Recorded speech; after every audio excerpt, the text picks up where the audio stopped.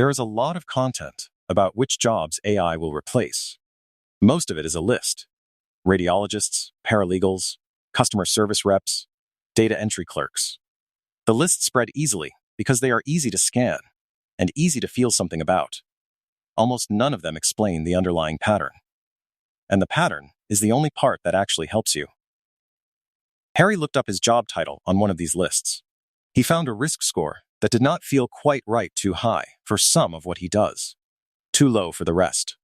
Nora never looked up a list. She understood the underlying characteristic that actually predicts exposure and applied it directly to her own role, task by task.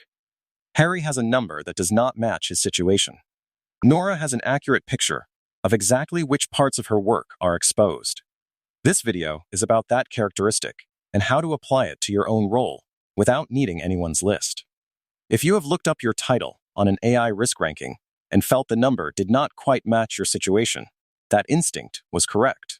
These rankings are built at the occupation level, from standardized descriptions of what a role typically involves, not from what you specifically do. The mismatch is the ranking being a genuinely poor instrument for individual decisions, even when it is statistically reasonable at a population level. What actually predicts exposure is not your title or your industry. It is a structural characteristic of each task one that has nothing to do with how technical or creative the work feels, and everything to do with how the task is structured. The most cited risk rankings, including updated versions of the original Frey and Osborne work, are built by assessing how automatable an occupation is, based on a standardized description of its core duties. The researchers themselves have acknowledged a limitation in follow-up work. Occupational titles bundle tasks with very different exposure levels, and the variance within a single title can be larger than the variance between titles entirely. A 2023 Brookings Institution analysis decomposed common occupations into individual tasks and scored each one separately.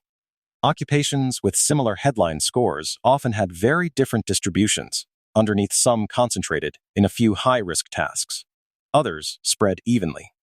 Others concentrated in low-risk judgment work, despite a moderate overall score. Harry's title sits at a moderate score. That average is built from tasks that are, individually, either very high or very low risk, which is exactly why the number feels wrong. Technically accurate. Practically uninformative. Here is the mechanism. 4 steps. Step 1.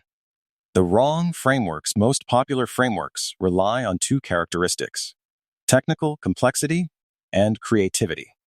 The assumption is that highly technical or creative work is protected. Routine work is exposed. Both assumptions have been undermined. AI has matched or exceeded human performance on technical tasks like coding and data analysis. AI has also produced creative output at a volume that complicates the idea that creativity itself is protective. These frameworks measure the wrong characteristic.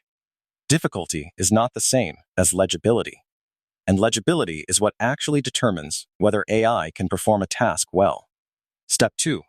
The characteristic that actually predicts risk, task, legibility, and predictability explains exposure consistently across industries.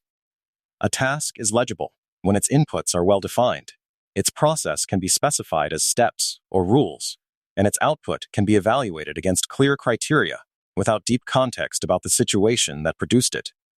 This has nothing to do with difficulty. A complex legal contract built from standard clauses is highly legible defined inputs, known structure, checkable output.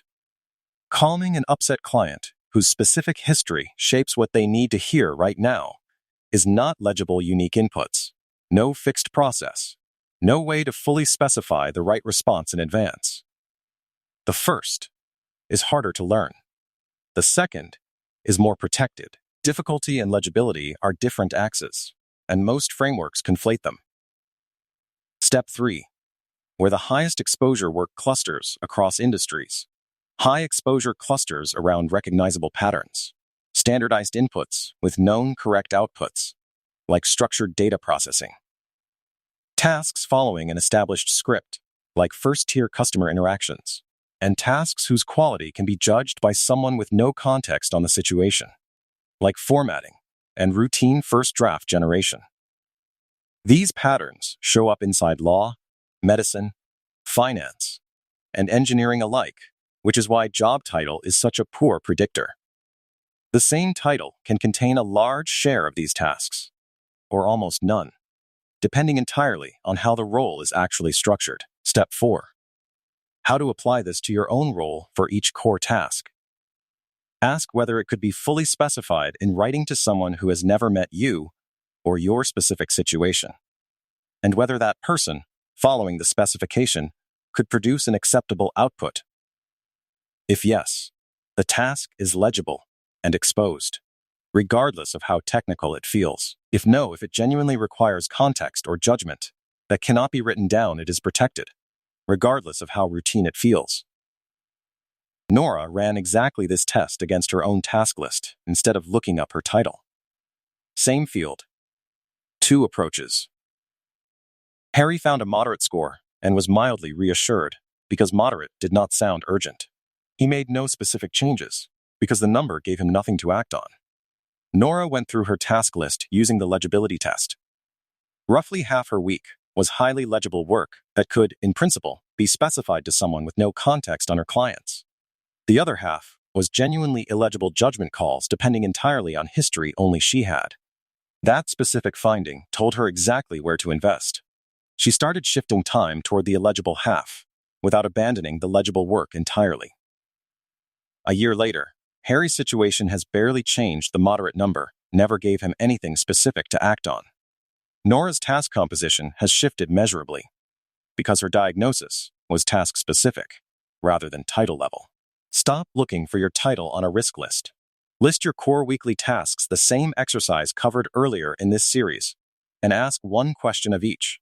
Could this be fully specified in writing to someone who has never met me or my specific clients, in a way that lets them produce an acceptable output? Yes, legible. No, illegible. The ratio between the two is a far more accurate exposure score than any published ranking, because it comes from your actual work, rather than a standardized job description that may only partially resemble what you do. 20 minutes. No external research required. Just honest attention to your own week, applied through the one question that actually predicts exposure, not the 2 questions most popular frameworks rely on instead. Harry has a number. Nora has an understanding. The number is not wrong, exactly. It is measuring the wrong thing, a population average built from technical complexity and creativity, rather than the characteristic that actually determines exposure. The understanding travels with you regardless of title, industry, or how the next ranking categorizes your role. Task legibility is the pattern. Once you see it, you do not need anyone's list. You can evaluate your own situation directly, with more precision than any list could offer. The question is not, where does my title rank? It is which of my specific tasks are legible enough to specify to a stranger, and which require something about me, specifically, that cannot be written down in advance. Knowing which roles are most at risk, and why, is the diagnosis. The harder question is what the people in those roles actually do about it, not in the abstract, but in the practical decisions about where to invest their time, starting now. That is what comes next.